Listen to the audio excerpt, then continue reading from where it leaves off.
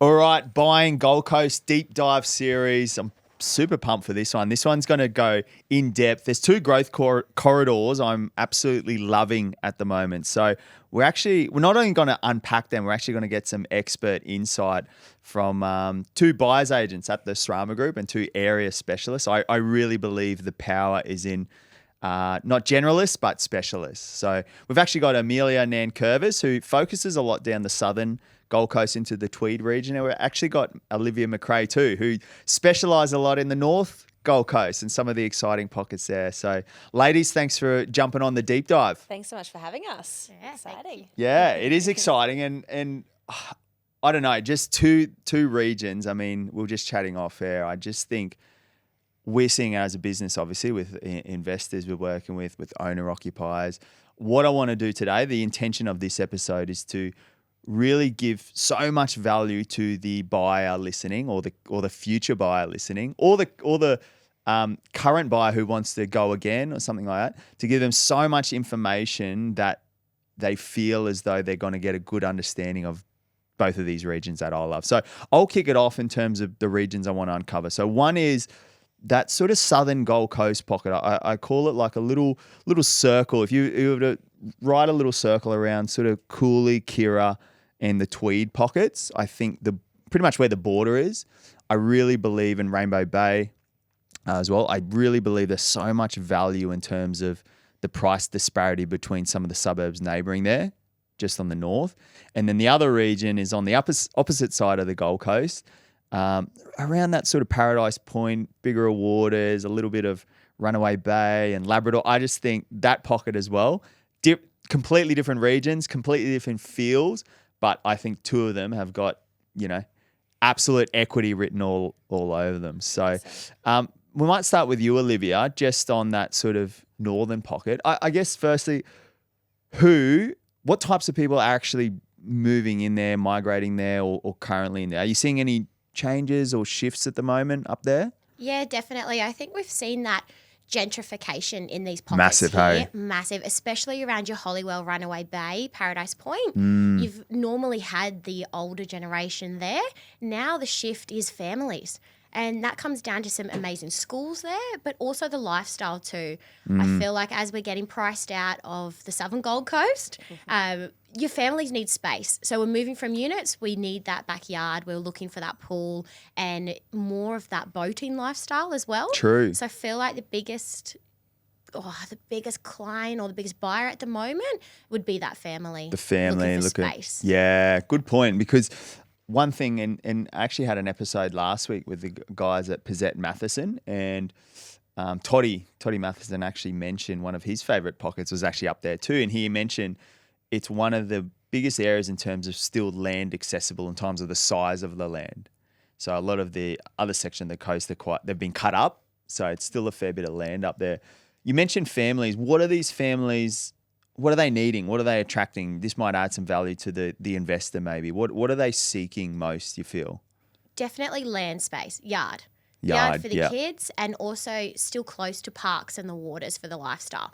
So if you're looking at pockets like your Holywell there, you're right by the Esplanade. So you're still right next to Paradise Point. It's a hidden little spot that nobody really knows about, but still great value because you're getting a 700 square metre block as a minimum. Yes. You're getting a freestanding house at a decent price point. And where did rough range of freestanding sort of sit currently, you feel? I mean, this is recorded, what are we now, late 2024? It's going to be a different price in 2025, but where do you feel kind of that entry level 3/4 bed freestanding kind of sits for some of those regions at the moment? Yeah, I'll give you an example. We were able to find one off market in the Holywell pocket there, 3-standing house. Now this one here, getting in below market, like we want, sub 900 for sub 9, sub 9, absolute game changer.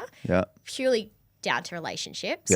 In this Holywell pocket. So sub 900 for a 660 square metre block, 3-bedroom freestanding house. Now comparables on that same street are at a 1-1. So that would be your entry level for a knockdown kind of reno.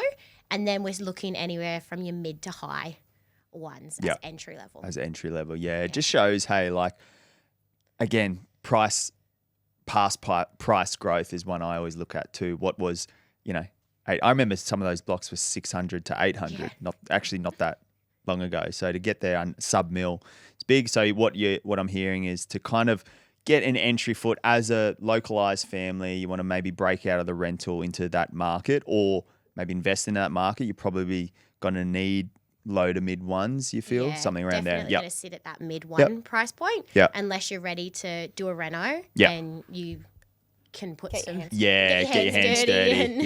Yeah. But look, you do that and look at the growth that you've got and the equity straight away. Yeah. So if you're willing to risk it and do it, there's some good opportunities. There is, hey, yeah. well. Love it. And what about you, Amelia? Now, if we grab the helicopter, the 5-minute helicopter, but 40-minute drive, 30 minutes on a good day. Plus some. Minus the school traffic, but don't worry, it's getting there. The infrastructure's coming. Everyone from Southern has mentioned it. Don't worry, it's a good thing. We go down the southern end. We really like that Cooley Tweed sort of pocket where you specialise in. Yeah. What do you feel a lot of the kind of buyers or what sort of demographics are you noticing shift down there? Because it used to be quite a very older demographic. I'm sure people wouldn't mind me saying that, but it was a very retiree 100%. feel down there, wasn't it? Yeah, 100%. Benora especially was always been known as kind of that retirement village area. People have nice homes. They go into the retirement villages, and now we're seeing lots and lots of young families coming in, buying those original houses that have great bones, and they're doing beautiful renovations to them and really bringing in that gentrification, same as the Northern Gold Coast as well. Yeah, I've noticed that. It's been a crazy shift, hasn't it? Because Tweed was, they used to call it a retirement village. And obviously there still is that feel, but how many local, like, young families, I mean, there's so many we've actually helped down there, but even noticing it from afar at the open homes and things like that, you're seeing some of these, like, professional families actually buying up down there. What sort of things do you feel a lot of that demographic at the moment are kind of buying? They're buying your original, as I said, really good brick and tile. Yeah, family. it's kind of like your low set. Low set, brick and tile, original, but you can do anything to it. You can do what you want to it, and you're walking distance, bike riding distance to the beach. So it's a plus on all fronts. You've got beautiful beaches. You've got all these beautiful restaurants coming through as well, and shopping precincts with all of that kind of beachfront development happening as well. So you do have lots of families that were priced out of Palm Beach, Eleanor, Currumbin. They're slowly coming down and realising instead of going to Eleanor, I can go to that Tweed pocket and actually be closer to the beach and get the same kind of house on flat that you can ride your bike to rather than the hills and all of those kinds of things. It's a really good point. Yeah, I always use the analogy like bridesmaid suburbs, right? And it really feels, you're right, like price growth, gentrification unfortunately does push people out, which again, if you're looking at from a macro point of view over the long term, that's kind of good value buying. And that's why I love these regions. If you kind of get in now, buy strong today to avoid paying tomorrow's prices, you're probably going to come out really well. I was going to ask as well, one thing I noticed in that region, duplexes. So there's a lot of no-body corporate duplexes, which I personally really like, especially down in those pockets. Where does sort of your duplexes, 50% land to asset ratio, where do they kind of sit, depending on condition, obviously, but just to give value to buyers? Yeah. So you're probably looking around that $850 to $950 for anything that needs to be renovated. We bought one recently for first home buyers in that really low 900s. That one's a 3-bed, 2-bath, completely original, but bike riding distance to the beach. Yeah, it's a good location. They can do whatever they want to it. They've got a beautiful front yard as well that they can fence, put a pool and do what they want to, and they just have that shared body corporate building insurance. Yeah, for the driveways. Yeah. That's a good point too. So the big difference, again, because this is going to add a lot of value if someone can't quite get in, they want a yard as well, like a dog, and we're seeing that a lot. Duplex versus the unit thing. So they might be priced out of a duplex in some of these suburbs you mentioned, but they can still get a full yard and things like that down in that Coolangatta Tweed region. Lastly, on that point, what do you feel like, again, if you go to the brick and tile versus duplex, if you were to look at duplex is more that 8s to 9s, still you can get in sub-mil. What about that freestanding brick and tile that you mentioned earlier, good location? Where can people expect those kind of to start. Yeah, so your median kind of price range for something that is original, good condition brick and tile, you're looking about the 1.3 mark now for something to renovate close to everything. And then anything that is kind of move-in ready, turnkey, you're looking 1.5 plus, depending on kind of your little pocket that you're in. Yeah, I love it. I want to go a little bit now. That's really good info, ladies. What about a little bit deeper now on you ladies in particular? What are you seeing from a demographic shift change? Like what sort of people are looking in these areas, like demographic type, just to give some insight, maybe on the North Gold Coast first, Olivia? Yeah, definitely. So I would say a lot of the first home buyers, now you guys were just talking about duplexes and an entry-level duplex down that way being an 800, 900. When we come up the coast, we're looking at these suburbs, we're looking at duplexes around that 700. So we're still, for a first home buyer, you don't need to buy a unit. You're still getting your 50% share of that land, and it's a great starting point. So what I'd like to do with first home buyers is get them to think long-term and think growth, right? Good point. We're working with a smaller budget in a very competitive market. I know you don't want to be up in Coomera. That's the feedback most of the time. Want to be down south. Yep, okay, all good. How about if we can buy you something that's under market value that you're going to then be able to refinance in 6 months and get yourself down a little bit further on the coast. And that's what's happened with one of our clients about, 10 months ago. Very lucky that they listened and took our advice and that. And we said, trust us with this. Duplex, 3 bedrooms, big yard space, double story, 680, 680 purchase price. Now, 12.5% growth in that. Refinance and have just brought in Currumbin. Yeah. So it's the dream home. Yeah. The dream home. So it's true. using it as that stepping stone. That's a good point. Yeah. I think the duplexes that you can get up there around that 700 are definitely one that I'd be seeing. Just keeping an eye. Keeping an eye on if you're a first home buyer. And that's a really good point, Olivia. I think the days are gone of the word dream home, especially in a forever changing market. And for anyone even maybe just starting their property journey, like just have confidence seeing it from Olivia's point of view of a stepping stone, because we're seeing the best buyers have that mindset, buying with the thought of, hey, I might actually use this as a portfolio driver in 12, 2 years, 3 years, whenever it comes.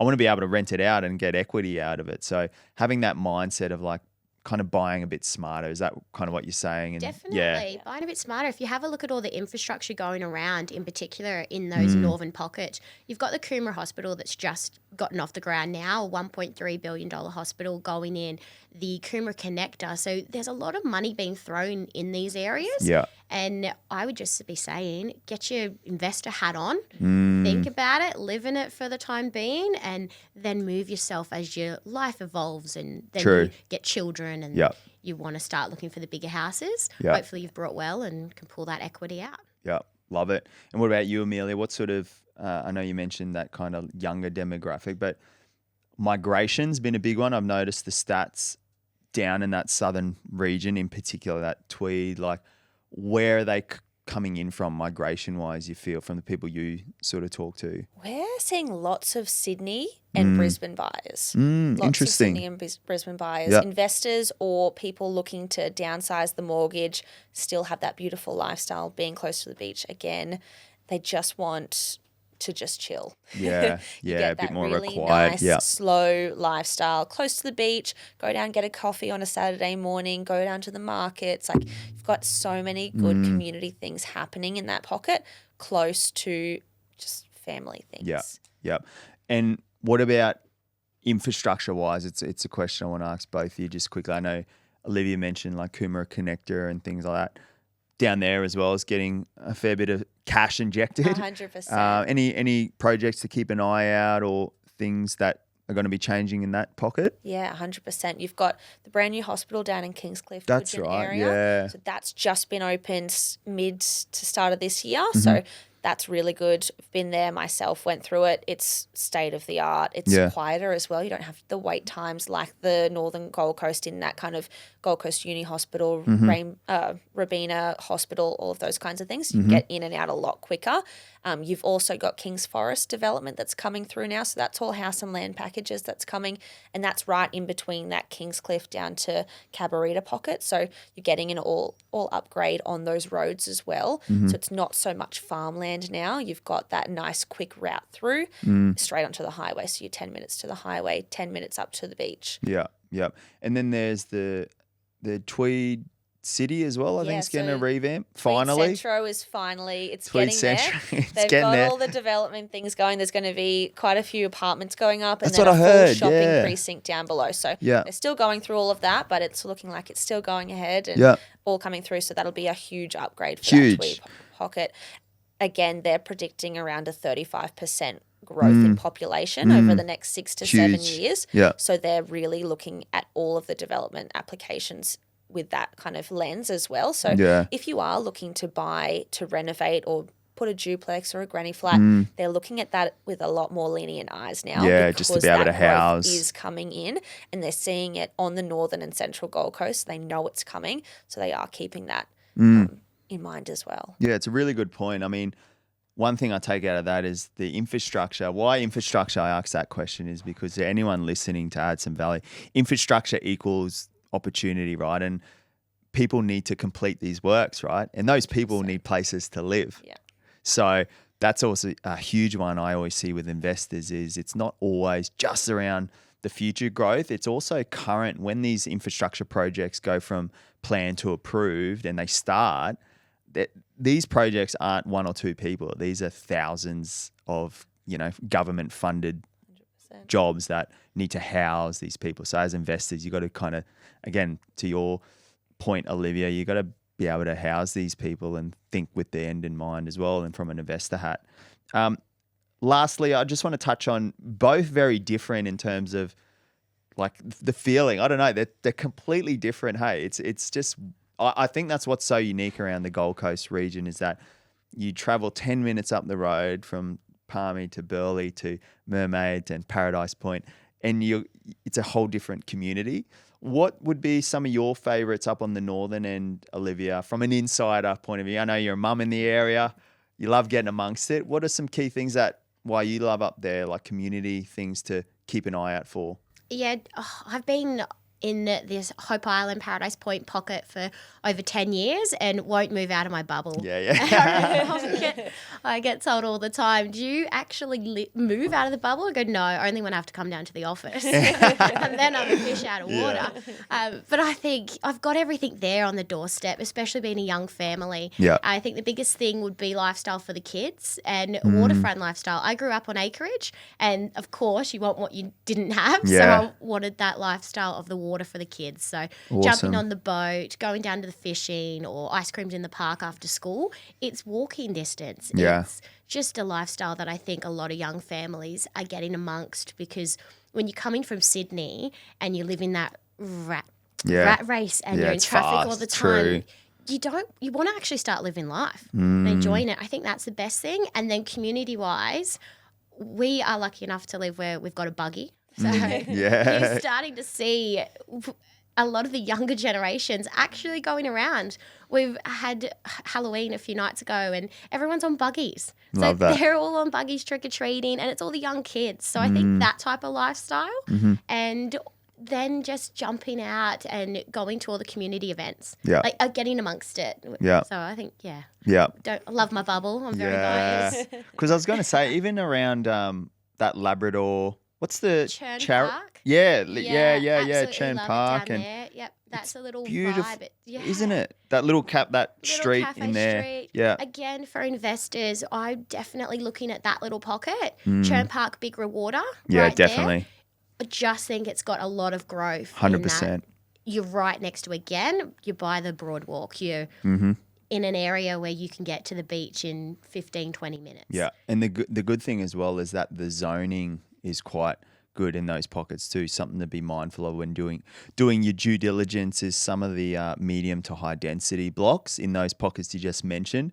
could be really ripe opportunities in the short to medium term with, again, whether you do the development yourself, but you got to look again, long term, as the city continues to grow and needs to house people, some of those blocks are going to be very juicy for developers, right? Who will pay, a little bit overs for a very good zoned block. So I really like what you said there. And the big one of it all, where that kind of Labrador Esplanade is, that you can't build east, right? So it's kind of landlocked. So yeah, and the entry prices in there are nice and low. So Yeah. even as a first home buyer, you can still get into these pockets. Again, future growth, hold on to them. yeah. You're doing well. Yeah, I love it. And what about you, Amelia? I know as well you've got a young son and you get amongst all the community things. What is it down the southern end that you love? I'm in Tugun and we don't really go past Currumbin Alley unless we have to, unless we're going to the office. So you've got Currumbin all the way down to Rainbow Bay, the beautiful ocean way down there. There's a walkway that runs that whole length, so you can ride. It's all the bike. way now, hey? It's the whole way down to Yeah. Rainbow Bay, Snapper Rocks. Finally. Grab a electric bike, you're down there in 10 minutes, 20 minutes, and you can stop at all the little surf clubs on the way down, grab a drink and keep going. You've got all those brand new parks. You've got PVC pools. It's just reopened as well in Palm Beach, Currumbin. So that's a whole new precinct again. That's really going to be great for the community, but also for the schools as well, getting back into those swimming lessons as well. They haven't had for a while. True. You've got PVC markets as well and the Coolangatta markets. Coolie ones are really good, great. Yeah. Yeah, they're really great. And then you've got little community events that are always happening down in Jack Evans Bay, down on Coolangatta beachfront as well. They always do lots of live music events and just like nipper events as well. So there's lots of things happening down there. That Jack Evans redevelopment, that was massive, hey? So Huge. where's that? That's just behind Twin That's Towns. just behind Twin Towns, right between Rainbow Bay and that Tweed Centro Mall, which is the redevelopment that's going to be coming as well. So much growth. You can see that they're projecting that already, putting all of that money in there. Yeah, making it's it cool. Nice. It's literally one side of the playground's New South Wales, one side of it's Queensland. It's always found that cool.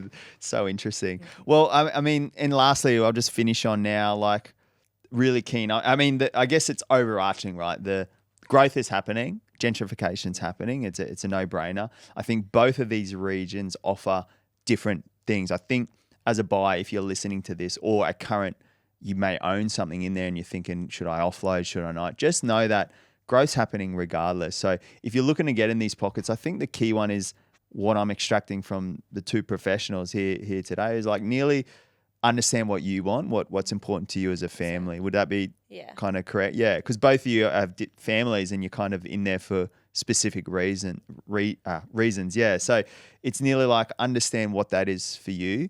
Understand as well what's important. I think the two big differences too is nearly like there's kind of your surfy beaches and then there's more that boaty lifestyle, isn't it? Yeah. More up there, yeah. So it's also understanding what do I do outside of my day-to-day and things like that. So last question, I'm curious to know from you ladies, all right, give us your favourite shopping precinct, cafe and restaurant. Shopping precinct, cafe, restaurant in your little pockets. What do you reckon? Oh, Sanctuary Cove. Can't go past it. Oh, for restaurants, cafes. Oh, for just in everything. total. Just Yeah. in total. It's got it all. Yep, got it all. Head up there, especially because you buggy everywhere there. So I'm like, I don't leave it. Don't have to pay for parking, Don't have to pay for parking. Go under all the little bridges and sneaky ways around. Love it. Yeah, just beautiful restaurants up there. Any localized ones to keep an eye on? Oh, it's one. Okay, we'll go out of Sanctuary Cove to Paradise Point. It's called The Village. The Village. Yeah, Steve owns The Village, and it is just one of those cute little cafes. Yep. Just for someone who knows your name. Yeah. Just love it. Love that. It. Yeah. Yeah. What sort of cuisine? It's my go-to. What is it? What sort of cuisine? Well, that's my little cafe. Oh, So, that's yeah, cafe. that's a little Yeah. cafe. You get a little So, coffee that's and your coffee shop. love that. Little stop there. All right, Paradise Point. Good little. There it is. A little local knowledge. Yeah. What about you, Amelia? Kira. So next to Kira Beach Hotel, there's going to be a brand new shopping precinct that's coming in with restaurants. So I'm super excited for that to get off the ground. They've just opened up Hank's as well in Kira. I did see that. Which is going Yeah. to be super yummy. So I'm excited to try that. Were they based in Melbourne? No, Sydney. I think they're Sydney or something. Yeah. To die for. And they're locals now, and they named it after their dog. There you go. So Hank's really cute. Yeah. And for coffee, I can't go past Salt Mill. Go down there in the morning. Currumbin on down the in Currumbin, Pacific Parade there, and then yeah. you've got Zephyr Coffee Co. down just in Mcrea as well, which you can walk straight across to the beach as well. They do the best smoothie bowls as well, so definitely want to try it. It's a little hidden gem, so there you go. Google that one. Yeah, there you go. I think my favourite, I know, I'll give one on each one because I go everywhere on the coast. So I love the whole city. I think Cantho Kitchen and Bar, that's a good one. And it's in Bigger Waters, Runaway Bay, near Harbour Town. It's Vietnamese. I used to travel from Southern End just for a pho there. That was unreal. And then one of my favourites down on the Cooley precinct is I've just forgotten the name of it. It's one of the cafes on the Esplanade there. They do really, really good coffee. There's like a Greek thing. The one near the Greek one, I don't know. I've had a mind blank, but it's really, really good. It's really get amongst Griffith Street. That's it. Oh, yes. Get in Griffith Street. Yeah, there's plenty to choose from. That's it. The pizza joint. Francie's. That's it. Yeah. Francie's. Oh, so the boys in the office don't stop Oh, about they that. never stop talking about it. They Griffith love it Street, there. Cooley. Yeah. Get amongst it. So, ladies, really appreciate your insight and knowledge. Obviously, follow them on the gram. They give tips all the time. Where can people find you? What's the gram at? What is it? Olivia Mcrea. Olivia Mcrea and Amelia Nankervis. Yeah, two of the best in their regions. Thanks, ladies. Thank you so much.